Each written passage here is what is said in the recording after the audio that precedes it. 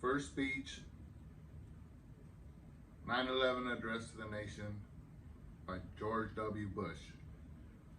Second try. Good evening. Today, our fellow citizens, our way of life, our very freedom came under attack in a series of deliberate and deadly terrorist acts. The victims were in airplanes or in their offices. Secretaries, businessmen and women, military, federal workers, moms and dads, friends and neighbors. Thousands of lives were suddenly ended by evil. Despicable acts of terror.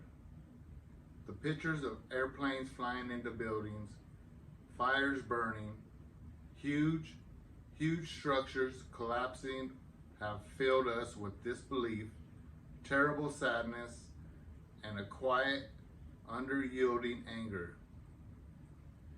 These acts of mass murder were intended to frighten our nation into chaos and retreat, but they have failed. Our country is strong. A great people has been moved to defend a great nation. Terrorist attacks can shake the foundations of our biggest buildings, but they cannot touch the foundation of America. These acts shatter steel, but they cannot dent the steel of American resolve. America was targeted for attacks because we're the biggest beacon for freedom and opportunity in the world. And no one will keep that light from shining. Today our nation saw evil, the very worst of human nature, and we will respond with the best of America. With the daring of our rescue workers, with the caring for strangers and neighbors who came to give blood and help in any way they could. Immediately following the first attack, I implemented our government's emergency response plans. Our military is powerful. It is prepared. Our emergency teams are working in New York City and Washington, D.C. to help with local rescue efforts. Our first priority is to get help to those who have been injured and to take every precaution to protect our citizens at home and around the world from further attacks. The functions of our government continue without interruption. Federal agencies in Washington, which had to be evacuated today, are reopening for essential personnel tonight, and we will be open for business tomorrow. Our financial institutions remain strong, and the American economy will be open for business as well. The search is underway for those who were behind these evil acts.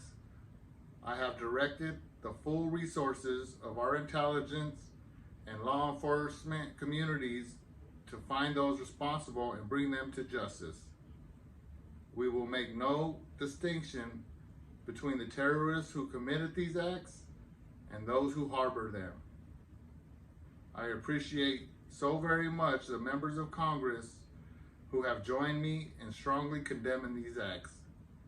And on behalf of the American people, I thank the many world leaders who have called to offer their condolences and assistance.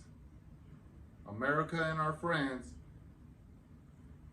and our allies join with all those who want peace and security in the world, and we stand together to win the war against terrorism. Tonight, I ask for prayers for all those who grieve, for the children whose worlds have been shattered, for all whose sense of safety and security have been threatened.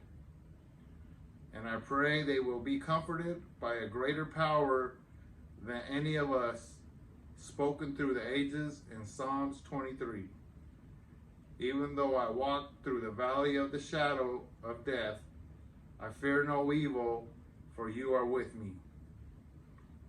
This is a day when all Americans from every walk of life unite in our resolve for justice and peace. America has stood down enemies before, and we will do so this time.